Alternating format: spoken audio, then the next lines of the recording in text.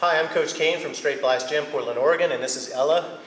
In this last video in the series, I want to look at grips a little bit. I've been doing all of the videos with the same grips, but I want to show you some different grips and why you might use one grip over another grip, so that when you're working this pressure pass, you have some understanding of where to place your hands.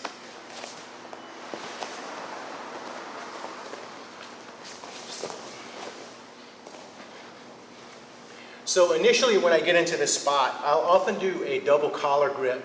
And the double collar grip is nice because with that grip I can really drive my hips in and then hold the bottom person tight so they can't back away and make space. Because sometimes when you come in, they'll just kind of back up that way and start making some space. Yeah, that's one of the things that people will do because she needs that space in order to get her feet out. And so the grip that prevents her from backing up is that one here, where you get a double collar, bring your elbows in, and then lock it in. That's super important. So that's what that grip's for.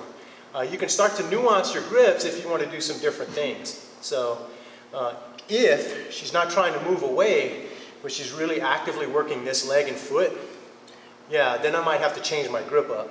And so if I go with the inside of the knee here, I can really stuff that, and so when she tries to work that leg and foot, yeah, I can stuff it a little bit better. I can also do that right there is fine, or even cover it with my hand here like that, just concentrating on that knee area. And so when she moves that leg and foot around, yeah, I got it. Another way I can control this leg is if she starts to bring it in, is I can actually underhook it like that.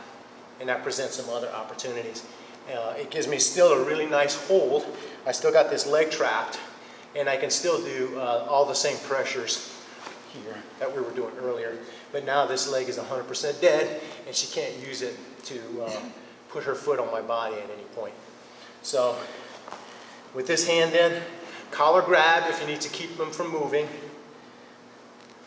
Here, if you want to really control that leg but still have a lot of loose energy, you can cover with your hand. You can come with your thumb here. You can even scoop it with an underhook like that if you really want to control it. On this side, collar is really nice, and I tend to use that most of the time. Sometimes though, if the bottom person is really stationary, if they're not moving or trying to shrimp or anything else, if I want better control over this knee, I'll switch from this one to this and grab out here, keeping my elbow tight. That really allows me to jerk that knee around so I can come around and get to the outside. And so if the person's giving me a lot of this energy, then I might grab the pants. If it's body moving and hips, then I'm going to stay on the collar. And so if you have an understanding of why you might grab at one place as opposed to another, then you can make your grips a little more effective. So for knee type energy with this knee, if she's moving this around, go ahead and move this knee around. Yeah, this works better because I can shove it offline. So she doesn't have the ability to shove me over with it like that.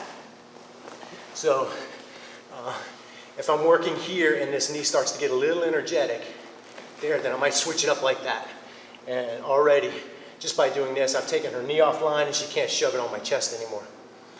This also allows you to do, other type of passing. So with this hand, then, I like collar if I'm trying to hold down her body or hips. I like knee if I'm trying to control this leg, especially if it's giving me a lot of energy. With this hand, collar if I'm trying to control the body to keep her from backing up or shrimping. Here if I'm trying to control this leg to keep her from giving me business. And so if you keep that in mind when you do your grips, you should be able to hold this posture and apply pressures wherever you need.